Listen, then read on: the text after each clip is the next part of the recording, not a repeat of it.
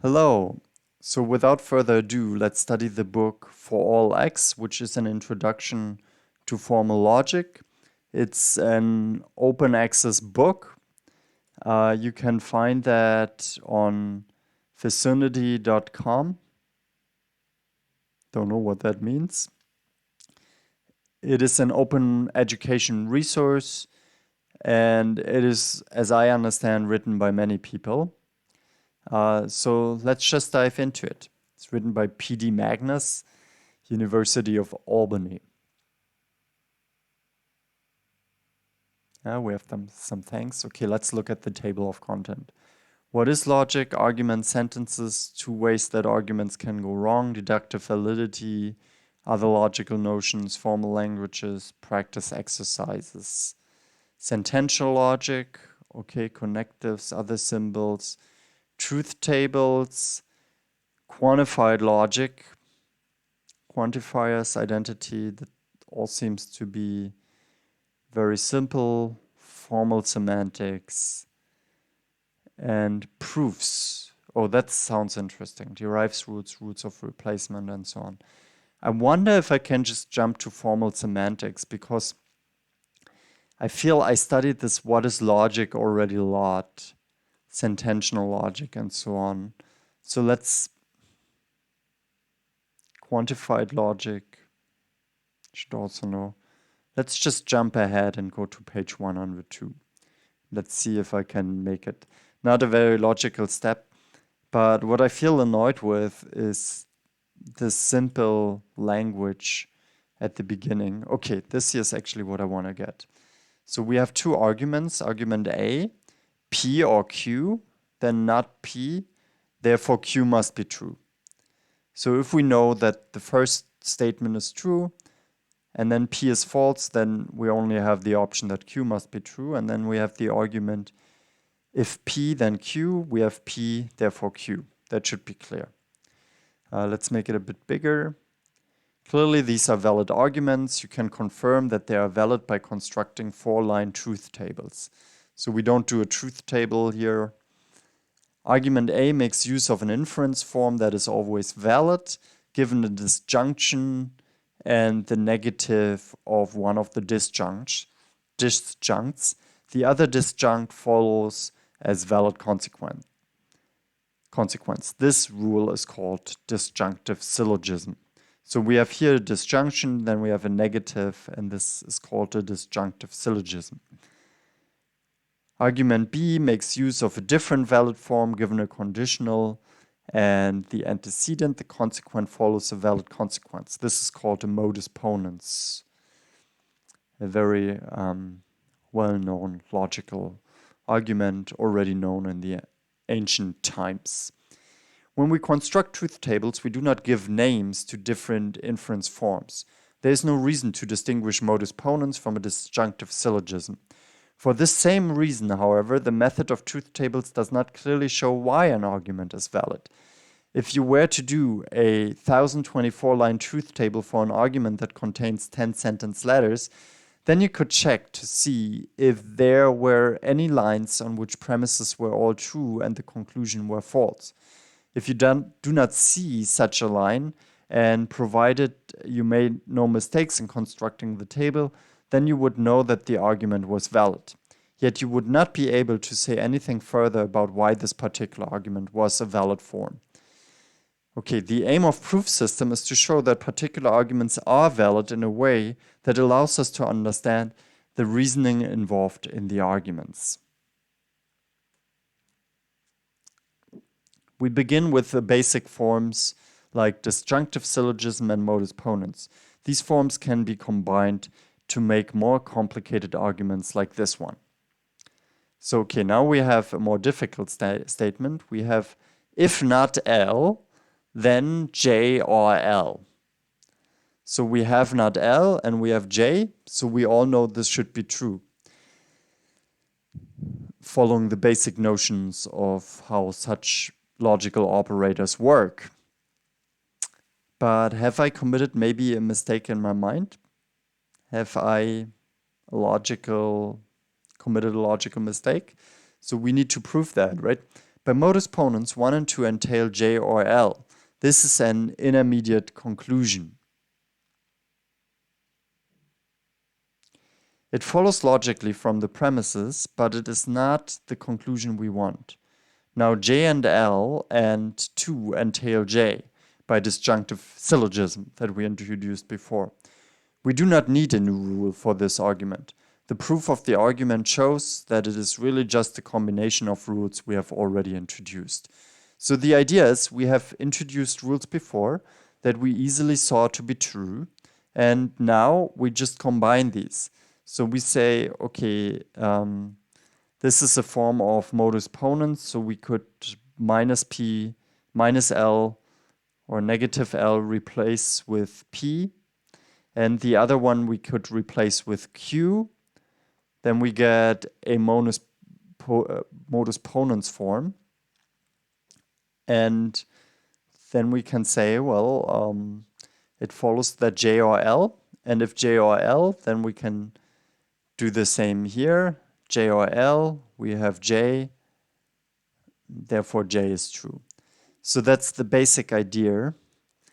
Formally, a proof is a sequence of sentences. The first sentence of this sequence are assumptions. These are premises of the argument. Every sentence later in the sequence follows from earlier sentences by one of the rules of proof. The final sentence of the sequence is the conclusion of the argument. So far, so good. Everything very simple. This chapter begins with a proof system for SL, which is then extended to cover QL and QL plus identity. So basic rules for SL. In designing a proof system, we could just start with disjunctive syllogisms and modus ponens. Whenever we discover a valid argument which could not be proven with rules we already had, we could introduce new rules. Proceeding in this way, we would have an unsystematic grab bag of rules. We might accidentally add some strange rules, and we would surely end up with more rules than we need. So we don't just want to have random rules that we introduce. Instead, we will develop what is called a natural deduction system. In a natural deduction system, there will be two rules for each logical operator. An introduction rule that allows to prove the sentence that it has as the main logical operator, and an elimination rule that allows us to prove something given a sentence that has it as the main logical operator. In addition to the rules for each logical operator, we will also have a reiteration rule. If you already have shown something in the course of a proof, the reiteration rule allows you to repeat it on a new line, for instance. Yeah, so we certainly have to study a little bit more what is introduction and elimination. I think reiteration is just here for making it logically complete. So we just allow for repeating something that we already have said, and it doesn't say anything new. And here it also says what it is. When we add a line to a proof, we write the rule that justifies that line. We also write the numbers of the line to which the rule was applied. The iteration rule above is justified by one line, the line that you are reiterating. So the R1 on line 2 of the proof means that the line is justified by the reiteration rule R applied to line 1. So let's say at some point we want to introduce A again, reintroduce it, we just write R1, we already had that in line 1. And R stands for reiteration. Yeah, obviously the reiteration rule will not allow us to show anything new. For that we will need more rules. The remainder of the section will give introduction and elimination rules for all of the sentential connectives. This will give us a complete proof system for SL. Later in the chapter, we introduce rules for quantifiers and identity. All of the rules introduced in this chapter are summarized on page 152. Okay, let's look here. Conjunction. What is a conjunction? Think for a moment. What would you need to show in order to prove E and F? How can I prove that E and F is true?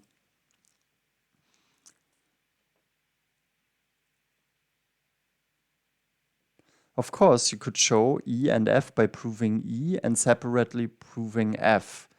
This holds even if the two conjuncts are not atomic sentences. If you can prove that if A or J, then V, and if and only if V and if and it's too much here. If and only it is true that if V then L, then and only then if F or N. Okay, I have to understand that. If from V follows L, then and only then V or N. Whoa. Now it goes over my head. Now we are too fast. So I want to prove E and F.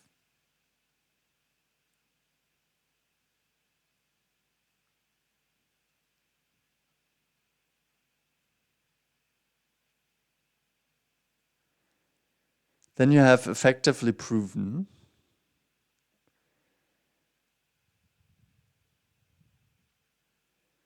yeah, okay, so we have here non-atomic sentences. It's just an example.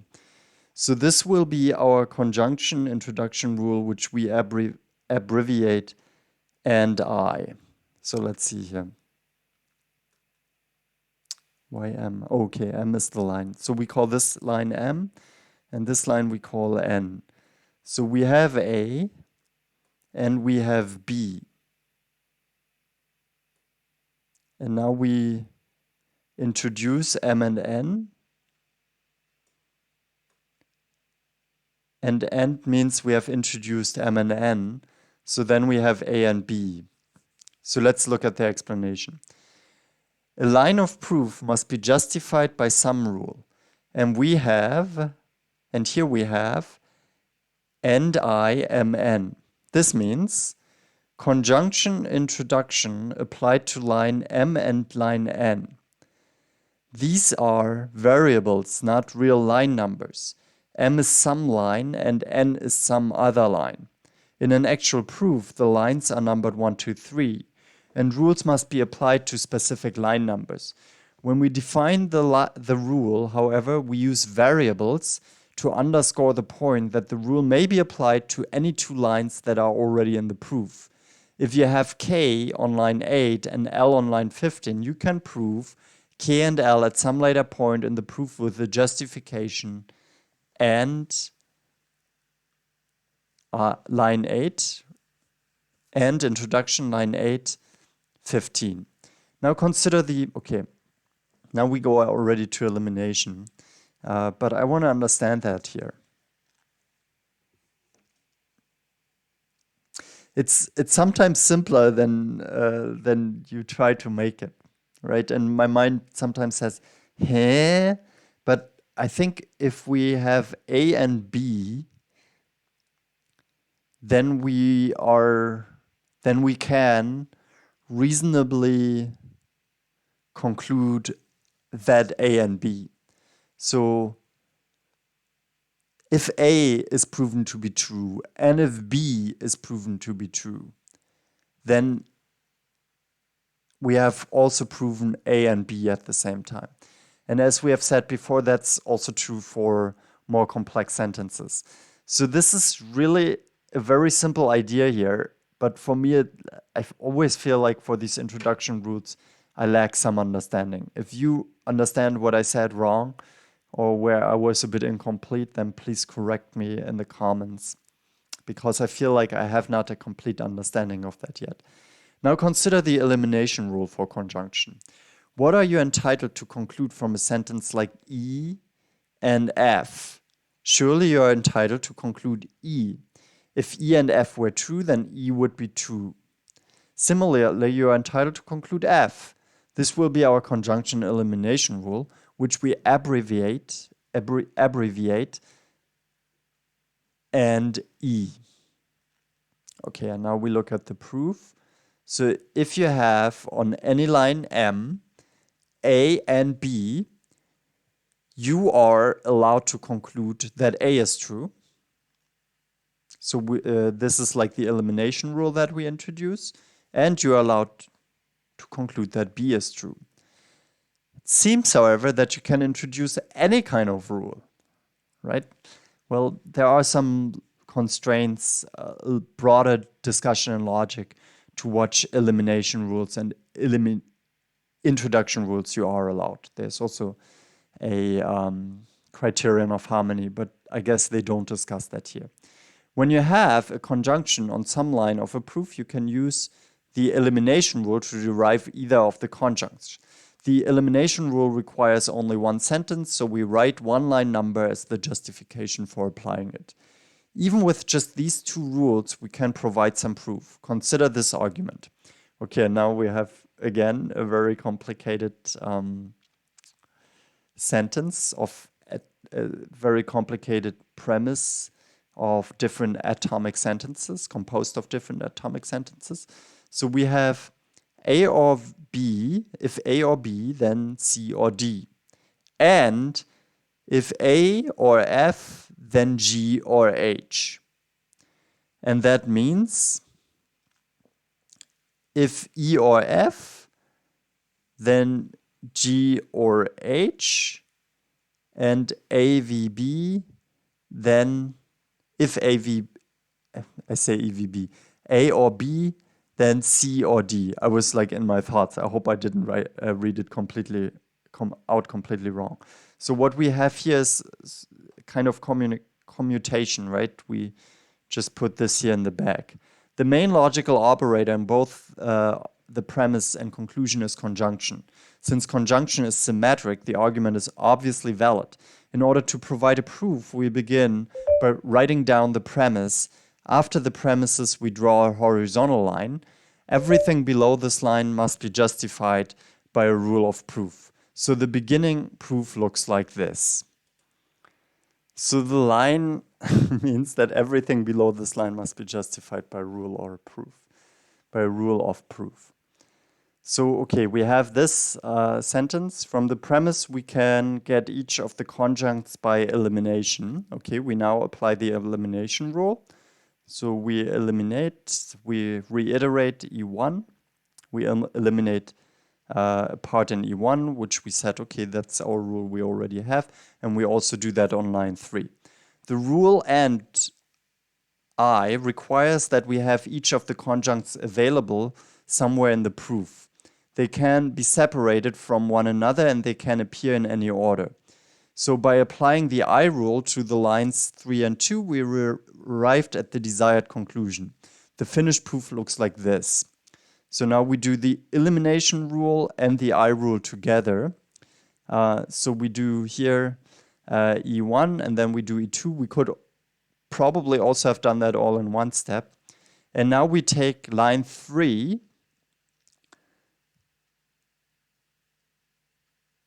and line 2, and we first introduce 3 and then 2, which we are allowed to do. This proof is trivial, but it shows how we can use rules of proof together to demonstrate the validity of an argument. Also, using a truth table to show that this argument is valid would have required a staggering 256 lines, since there are 8 sentence letters in the argument.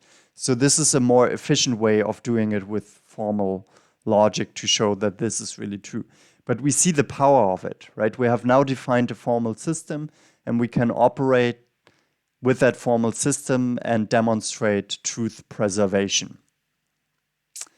And now we get to disjunction, and hopefully not such a trivial proof, but that's what we do the next time. So thank you very much for following.